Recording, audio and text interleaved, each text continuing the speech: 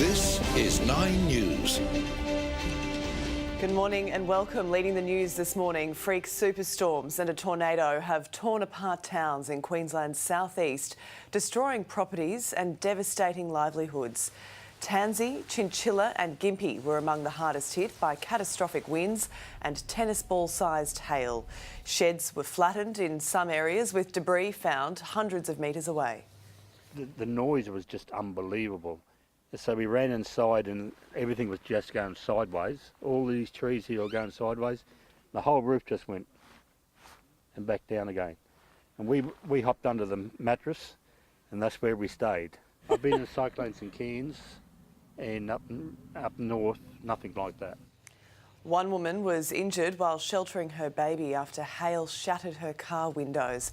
A massive clean-up operation will resume today, with many areas still without power. 2 astronauts headed for the International Space Station have been forced to make an emergency landing when their rocket malfunctioned. Let's go live now to Nine's Charles Croucher in the US. Charles, how did this happen? Well, this was a rocket on its way to the International Space Station. It involved an international crew. American Nick Hague and Russian Alexei Ovchinin were on board.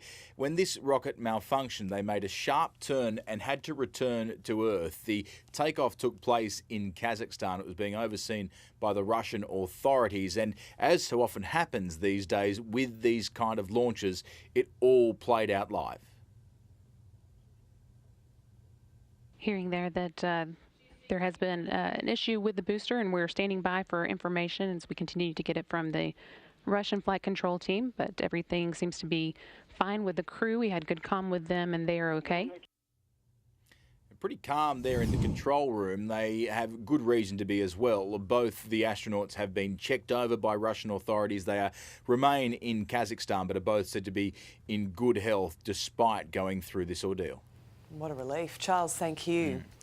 The grandmother at the centre of a horrifying kidnapping ordeal in New South Wales has told of her dramatic escape. The 71-year-old, her daughter and 2 teenage grandsons were abducted in Condobolin on Tuesday, sparking a 13-hour manhunt. The grandmother says her daughter asked to stop for a bathroom break, prompting their escape. Her actions obviously helped to save us and to save the boys and to help the boys and I escape. And I really think she deserves a medal for that. She was so good. 3 men were arrested over the kidnapping. 44-year-old Jason McKay has faced court. He was charged with 9 offences, including attempted murder by arson. Sir Angus Houston, the retired Chief of the Defence Force, has emerged this morning as the favourite to become our next Governor-General. Sir Peter Cosgrove's term in the position will end next March, and News Corp reports that the Prime Minister is close to deciding on Sir Angus to take over. Julie Bishop's name has also been mentioned, but it's believed her appointment is unlikely.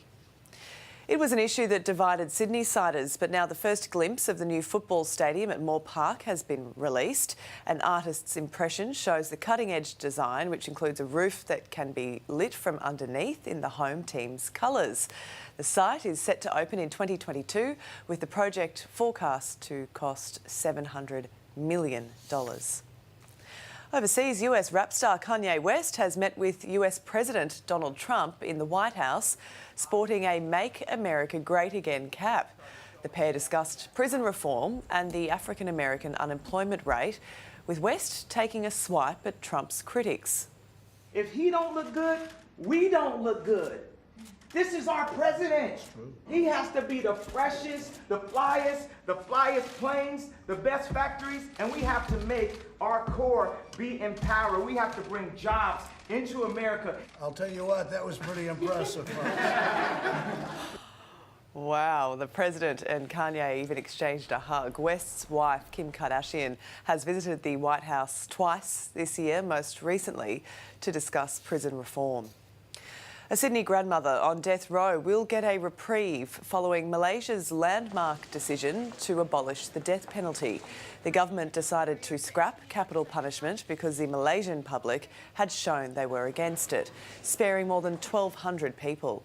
54-year-old Maria Exposto was found guilty of drug smuggling in May. Part of the criminal case against disgraced Hollywood producer Harvey Weinstein has been dropped. A New York judge agreed to dismiss allegations by one of 3 accusers in the case against the 66-year-old. And what happened here is Harvey Weinstein was so vilified that he was considered to be low-hanging fruit. I want to be very clear that the prosecution's decision to abandon my client's claims does not invalidate the truth of her claims. 5 other charges remain. Weinstein has maintained his innocence. After slamming parts of Florida, Hurricane Michael, now downgraded to a tropical storm, is churning towards the Carolinas. Locals are beginning to pick up the pieces after homes were obliterated and trees toppled during the 3rd most powerful storm to strike the US mainland. 2 people have been killed. A North Korean papal visit could be on the cards, with an invitation from Kim Jong-un to be extended to Pope Francis. South Korea's president will hold a meeting at the Vatican next week, where it's expected he'll hand over the request on Kim's behalf. The Catholic Church leader is due to visit nearby Japan next year. Wall Street has opened lower this morning, but not as much as stock futures had indicated, with the Dow Jones falling 80.35 points. It follows the market's worst one-day fall since February. Meantime, European shares have hit their lowest in more than 20 months, the sell-off sparked by the Wall Street plunge. Tennis great Rafael Nadal has picked up a broom, joining in the clean-up efforts of the fatal floods in his hometown of Mallorca. Showing class on and off the court, the Spaniard also opened up his tennis academy for victims left homeless. At least 10 people have been killed and dozens are missing. Let's take a look at the weather around the country this morning. In Brisbane, showers and 22 degrees, possible showers and 19 degrees in Sydney. A little cloudy in Canberra, 16 is your top. Sunny and 22 degrees in Melbourne. A light shower or 2 and 17 degrees in Hobart.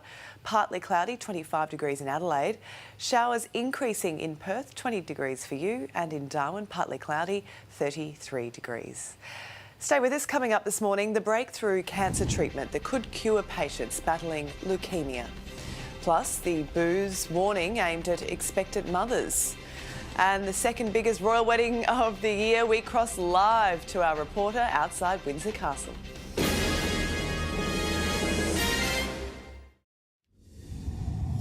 Let's take a look this morning at the front pages. $50 billion wiped. Melbourne's Herald Sun reports on Australian investors feeling the sting after global markets took a plunge.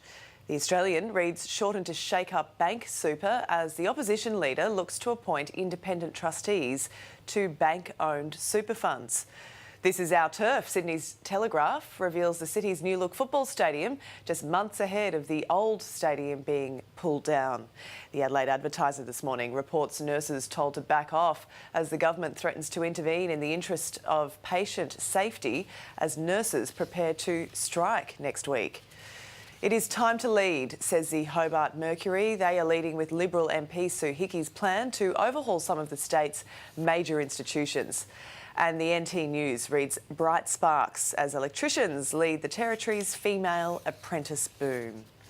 You're watching 9 News Early Edition. These are our top stories this morning. Trail of destruction. Queenslanders prepare to clean up after the state's southeast is hit with damaging rain, destructive winds and huge hailstones. Seconds from death. 2 astronauts make an emergency landing after their rocket failed just moments after launching. A rapper and the president, Kanye West, joins Donald Trump in the Oval Office, the pair even sharing a hug. Well, every bottle of alcohol sold across the country will soon need to carry this pregnancy warning label. While more than half the bottles sold in Australia already show the label, food ministers have voted to mandate the tag to further protect women and their babies. Surveys show a staggering 50% of all Australian women drink during their pregnancy, putting their unborn children at risk. Patients battling leukemia could be cured of the deadly cancer within weeks with a new cutting-edge therapy. Federal Health Minister Greg Hunt will today ask state counterparts at a Council of Australian Governments meeting to allow the revolutionary cell therapy in public hospitals. The treatment works by using a patient's own blood to attack cancer cells. A young mother has described the terrifying moments she was mauled by a dog and thought she was going to die. The woman was visiting a friend on the Mornington Peninsula in Victoria when the dog unleashed. Ashley Wenman did everything she could to try and protect herself. I honestly thought that it was going to get my throat and I was just going to die. The 20-year-old mother of two was visiting a friend when the pet dog unleashed, mauling her breast and tearing at her hand. It was like stiff and growling. I was like, please get the dog away from me. I was right here at the grass here. And what did the dog do? It just jumped up and attacked me. The dog, understood to be a red-nosed pit bull, was on a lead outside the Hastings home last Saturday afternoon. It jumped up onto my right breast and it wouldn't get off, like latched onto my hand. And it was when it was on my boob, it was like swinging off it. In an effort to try and free her hand, Ashley was desperately pulling away from the animal and kicking it. She endured about 20 seconds with the dog's jaw locked onto her before the victim finally got away. Ashley recalls the owner then put the dog in a car and said, "Naughty boy." After the dog attacked me, she was sitting down and she was just having a smoke. She goes, "I should have brought his muzzle." The owner told 9 News it has previously bitten a police officer. It's trying to dig through the fence and it's broken the fence palings on the other side. Lynette Armstrong lives next door to where the attack took place. Because I have children, I wouldn't want my child to be attacked by a dog. I reckon the dog should be put down because, you know, it's going to happen to someone else and it's probably going to kill someone else. The local council confirmed a Mornington Peninsula Shire Ranger was contacted on the evening of the attack and promptly followed up the incident, including attending the hospital to take a statement from the victim. As the dog in question is kept outside of our municipality, the Shire is working with the relevant council to follow up the investigation. The owner says she intends to euthanise the dog. I just want some remorse. Like, I just want them to care for my injuries. Alexis Daish, 9 News. The US military has today grounded its entire fleet of F-35 fighter jets as an investigation into why one crashed in South Carolina last month focuses on faulty fuel tubes. The grounding has serious implications for the Royal Australian Air Force, as we're set to buy 72 of them over the coming years at a cost of about $100 million each. It's been a frightening night for residents inside this Adelaide home after a car ploughed into the side of their house. The sedan lost control, smashing into the nearby property at about 9:30 last night. The driver of the car attempted to flee, but was found by police a short time later. Flying can be a stressful exercise for many, from lengthy security checks to flight delays and the general lack of personal space, and not to mention the fear of flying itself. But now Virgin Australia has come up with a way to soothe away the miles, adding to their movies and music a world-first in-flight meditation channel. A gaggle of yoga devotees, yogurt I suppose in the collective noun, gathered at Virgin Australia's airport lounge early this morning. The activewear-clad vista signalling the start of what the airline is calling a new era in mindfulness. Learning to occasionally detach from modernity, be it yoga, or maybe a back rub with a latte, or meditation. The airline now introducing meditation instruction in its in-flight entertainment. So they're guided meditations. So for people who haven't tried meditation before, it's really easy. You can just follow along the guided meditation. And today, the airline held the world's first meditation flight. Sir Richard Branson jumping on board for the inaugural introspection once he handed out the pre-flight moist towelettes. Thanks, boss. Good to see you multi-skilling.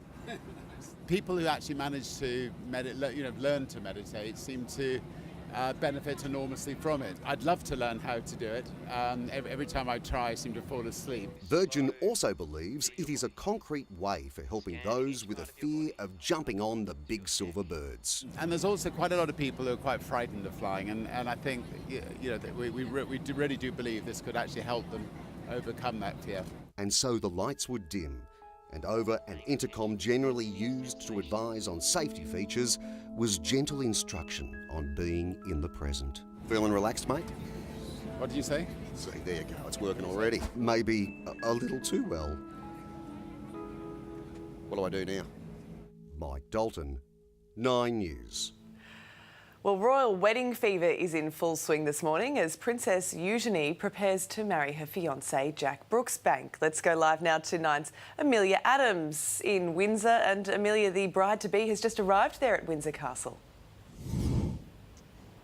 She has, Sylvia, along with her older sister Beatrice, who'll be her maid of honour. The Queen is also inside the castle, so the stage is set, and there is one thing this town knows how to do, that is host a royal wedding, and today has been all about the finishing touches. We've got royalists camping out in position, security's been increased, and we've seen police wandering around just checking the streets to make sure that all runs smoothly, because tomorrow morning our time, that's later tonight for you, Princess Eugenie will marry Jack Brooksbank inside the grounds of the castle. The streets will be full of people. They've invited 1,200, I should say, members of the public inside the castle grounds, plus their own 850 personal guests, a star-studded list including people like the Clooneys, the Beckhams, Robbie Williams is going.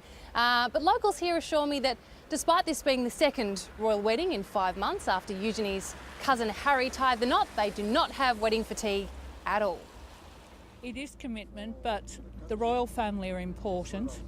And I've watched Andrew since he was a child. I was in love with him for years. You've got people camping out at the top of town that started this morning, and as you've just seen, the Queen's just arrived, so it's all kicking off. It's all getting exciting. Yeah, it certainly is. And the moment that the public, anyway, will be waiting for will be after the ceremony, when the newlyweds will take a horse-drawn carriage procession through the streets of Windsor, a bit of a shorter route than Harry and Meghan took back in May, and then onto a reception hosted by the Queen. And we've just had a bit of good news as well, Sylvia. Prince Philip, the Duke of Edinburgh, has been saying he'll see how he feels on the day, given his health. But this evening, he's up and about inside Windsor Castle here. He's actually received some members of the Australian military. So the stage is set. We just need this weather to clear up. Yes, fingers crossed. Harry and Meghan had a 10 out of 10 day. Hopefully the same for Eugenie. Thank you very much, Amelia Adams there in Windsor. Well, inspired by his recent trip to Africa, Prince William has called for an end to the illegal wildlife trade. Speaking at an international conference in London, the Duke of Cambridge said he didn't want to tell his kids that his generation allowed for the extinction of animals to happen. It is heartbreaking to think that by the time my children, George, Charlotte and Louis, are in their 20s, elephants, rhinos and tigers might well be extinct in the wild. The conference brought together other leaders and businesses to help eradicate illegal wildlife trade. Time to check in now with the Today Show. Good morning to you, Carl and Georgie. What's coming up? Good morning to you, Sylvia. This morning, special coverage as Queenslanders clean up after that monster storm hit the southeast. It was big and widespread, wasn't it? In health news, the breakthrough treatment that could cure leukemia. Health Minister Greg Hunt joins us live. Our cash call has jackpotted to a whopping $80,000, so stand by How good's that? for that. And that's not all. Today is your last chance to win a brand new Volkswagen Tiguan All-Space. Don't miss it, Sylvia. See you soon. It's all good, guys. See you shortly. Thank you very much. Still to come this morning, all of the day's sports news. Australia hold on for a memorable draw in Dubai. The new rule changes for the AFL next season. And the Brisbane Bullets start with a bang in the NBL.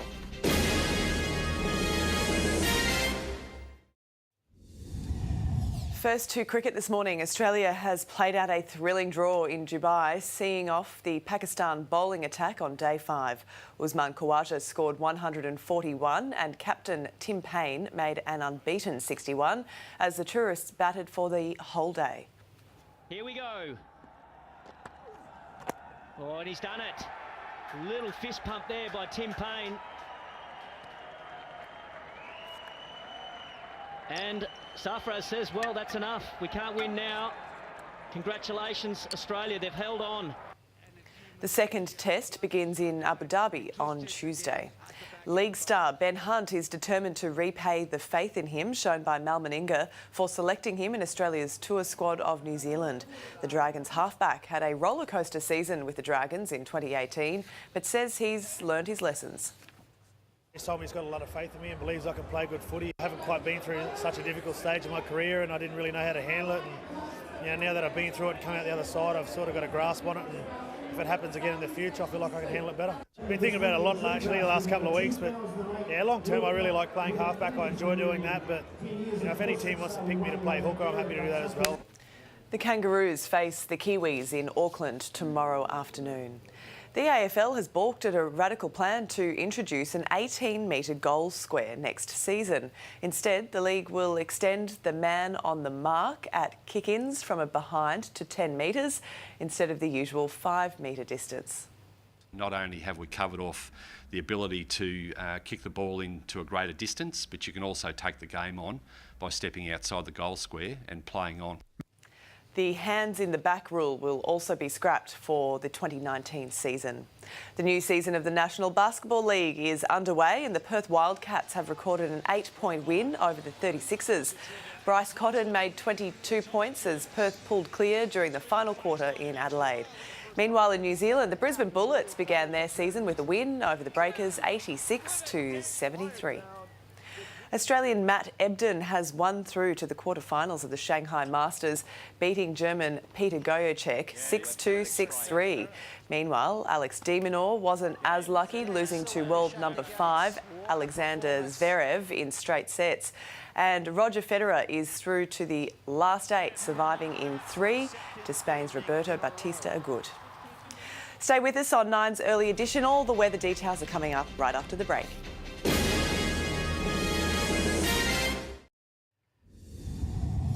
Taking a look at the weather for you now, and around the country on this Friday. In Brisbane, showers and 22 degrees. A possible shower, and you're heading for a top of 19 degrees in Sydney. Canberra, cloudy, 16 degrees. Sunny and 22 in Melbourne. Hobart, a light shower or 2, 17 is your top. Partly cloudy and 25 in Adelaide. Showers increasing in Perth, 20 degrees. And Darwin, partly cloudy and 33. That's all from me for now. The Today Show is next.